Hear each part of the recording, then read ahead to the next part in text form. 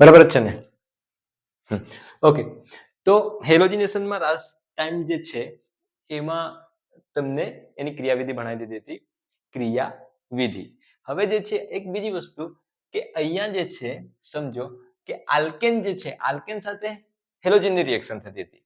તો કે આલ્કેન જે છે, આલ્કેન ક્વેશ્ચન આવશે તો 1 માર્ક્સમાં, તો કે આલ્કેન જે છે, આલ્કેનની હેલોજન સાથેની પ્રક્રિયાનો ક્રમ જણાવો. તો આપણી પાસે જે છે હેલોજન એ કયા કયા છે? તો કે x બરાબર આપણે લઈએ Cl Br I F આને લઈએ છે. તો આમાંથી કોણ ઝડપી પ્રક્રિયા આપે છે આલ્કેન સાથે? કઈ? તો કે હેલોજિનેશન. તો કે એમાં આવશે તમારો ફ્લોરિન સૌથી ઝડપી રિએક્શન આપશે, એના પછી ક્લોરીન, એના પછી બ્રોમિન અને એના પછી આયોડિન. આ પ્રમાણે જ છે ને? ઠીક છે. તો કે ફ્લોરિન, ક્લોરીન અને બ્રોમિન અને આયોડિન આ પ્રમાણે રિએક્શન આપે છે.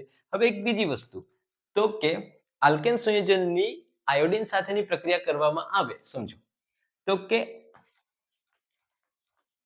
આલ્કેનની, તો કે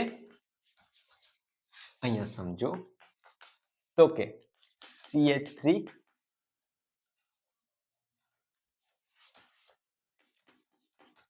CH3H લઈએ, ઠીક છે, એટલે કે આ CH4 લીધું છે મેં.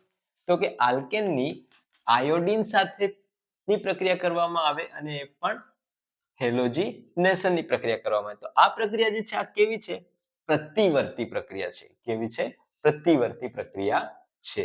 પ્રતિવર્તી પ્રક્રિયા છે, પણ બનશે તો શું? અહીંયા CH3 અહીંથી તમારો આ રિમૂવ થશે, આ રિમૂવ થશે, સમવિભાજન થઈને અહીંયા બની જશે તમારો એક CH3I અને HI બને છે. હવે જે છે આ રિએક્શન પ્રતિવર્તી હોવાને કારણે શું થશે કે તમને CH3I વધારે પ્રમાણમાં મળશે નહીં. એટલે શું થશે કે આ ભાઈ આની સાથે રિએક્ટ કરીને ફરી I2 અને મિથેન બનાવી દેશે. એટલે આપણે આને ગાયબ કરવો પડશે. ઠીક છે, આને ટ્રેપ કરવો પડશે, પકડવો પડશે એને. તો પકડવા માટે શું કરવું પડશે? તો કે એને પકડવા માટે ઓક્સિડેશન કરતા એડ કરવા પડશે. ઓક્સિડેશન કરતા કયા કયા રહેશે?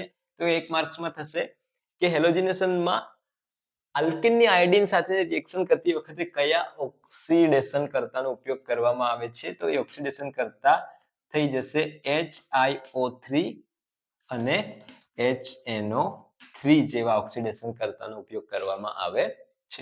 ઠીક છે, તો કે અહીંયા જે છે આ રિવર્સિબલ રિએક્શન છે, એટલા માટે હવે શું થશે? તો કે સપોઝ હું અહીંયા HiO3 નાખું છું, તો એ શું થશે?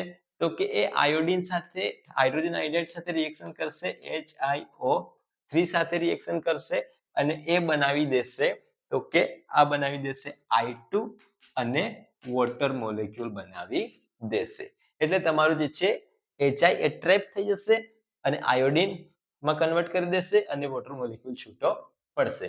તો એક વસ્તુ, તો કે આલ્કેન સંયોજનની હેલોજન સાથેની પ્રક્રિયાનો ક્રમ જણાવો, તો શું આવશે કે ફ્લોરિન સૌથી ઝડપી આપશે, ક્લોરીન, બ્રોમિન અને આયોડિન એકદમ ધીમે આપશે.